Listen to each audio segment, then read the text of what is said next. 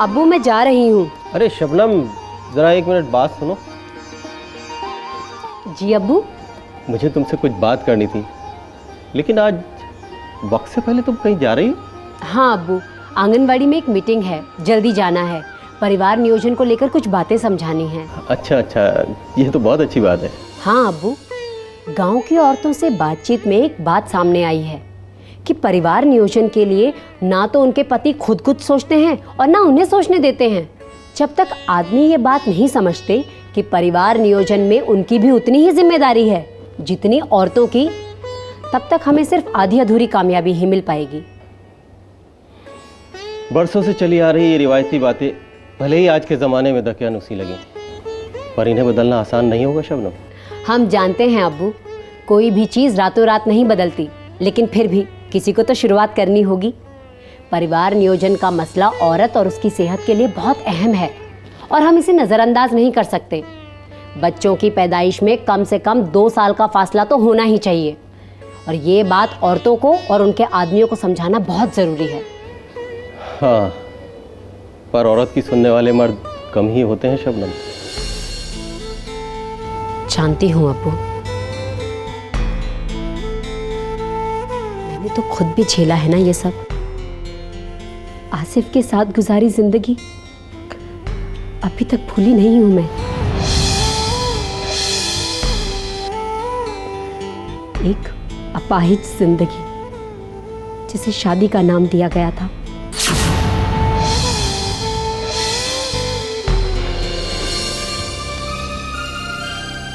हाँ बेटी, और इसके लिए कहीं ना कहीं हम सब जिम्मेदार थे। और ये भी सच है कि इन कड़वी सच्चाइयों से हम कुछ ना कुछ सीखते हैं। और आज इसी बारे में मैं तुमसे बात करना चाह रहा हूँ। क्या ये मुमकिन नहीं कि बीते हुए कल पर हम खाक डाल दें? आखिर तुम्हारी जिंदगी, मेरा मतलब अभी तुम्हारी उम्र आखिर कब तक? जब तक मुझ में ताकत है अब्बू। मैं अपनी आने वाली जिंदगी से कल की सभी उम्मीदें खत्म कर चुकी हूँ। मैं आज और अभी जीना चाहती हूँ। पर बेटी अब्बू, मैं जानती हूँ मेरी फिक्र मुझसे कहीं ज्यादा आपको है, पर मेरा यकीन मानिए मैं खुश हूँ। पर मैं नहीं हूँ। खैर, जो तुम बेहतर समझो वो करो। पर इमरान के मुतालिक जो तुमने फैसला लिया या लेना होगा वो मुझे अच्छा ही लगेगा। इससे ज्यादा और क्या कहूँ?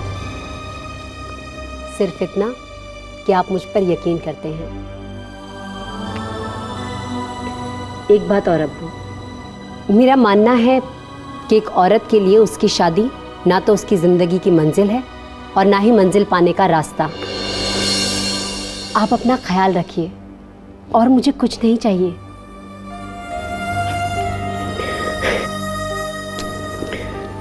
चलती हूँ अब्बू, देर हो रही है। जाओ बेटी।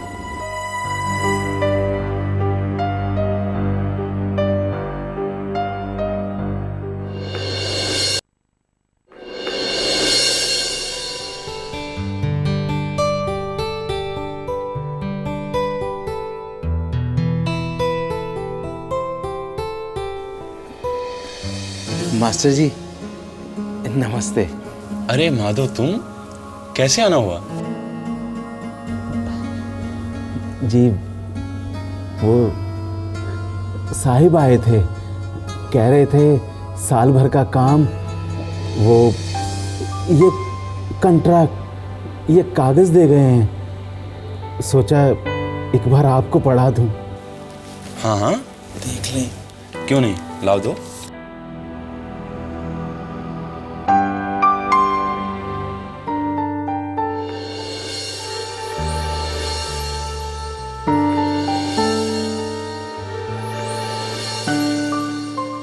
अरे वाह, अब तो तुम्हारा काम भी बढ़ने वाला है और आमदनी भी। सब ठीक है, तुम अंगूठा लगा सकते हो। धन्यवाद मास्टर जी। अच्छा अब मैं चलता हूँ, आपका समय लिया। वैसे ही आपके पास बहुत काम रहता है।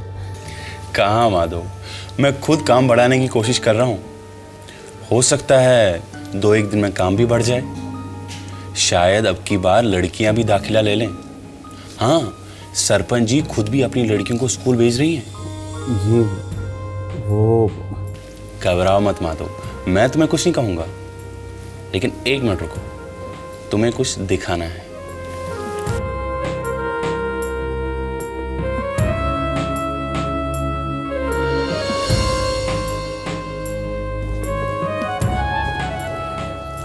अच्छा माधव, अब ये बताओ कि ये क्या है? ये मास्टर जी, ये तो स्कूल की घंटी है। काफी पुरानी हो गई है, शायद अब किसी काम की नहीं रही। 1 मिनट रुक जाओ।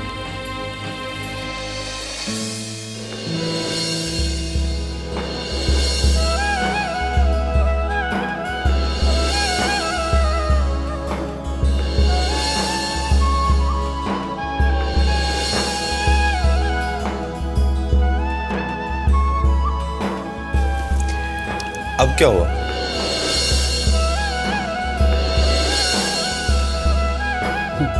अरे मास्टर जी, आपने तो घंटी बिल्कुल नई बना दी।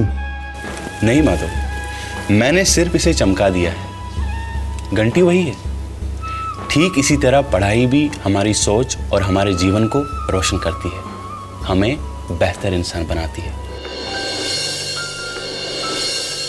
मास्टर जी, बात तो आपकी बिल्कुल सही है, पर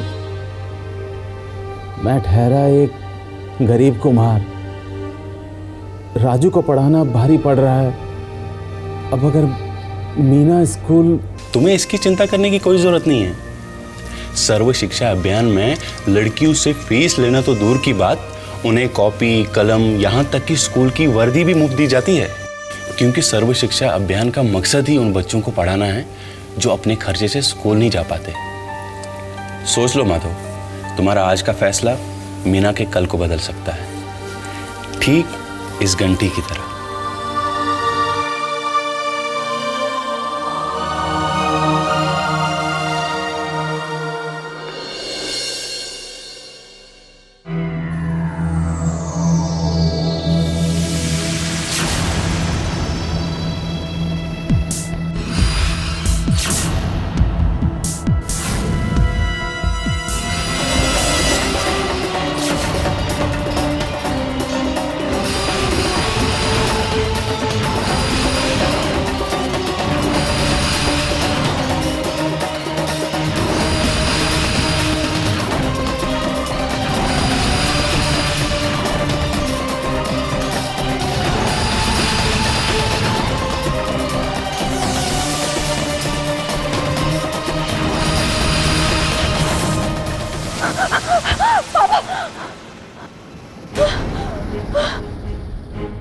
क्या हुआ सावी?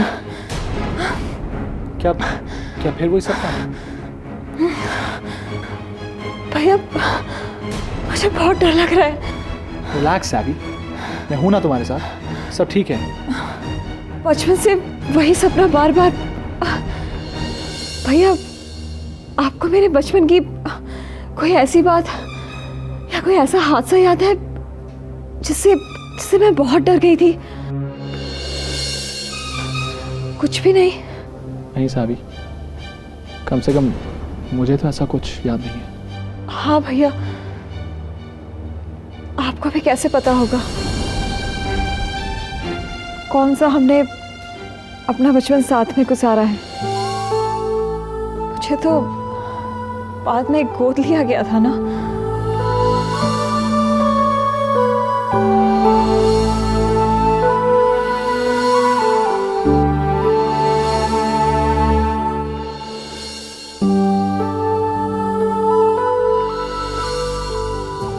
बताइए कि छत्ते में हाथ डालोगे ना मास्टर,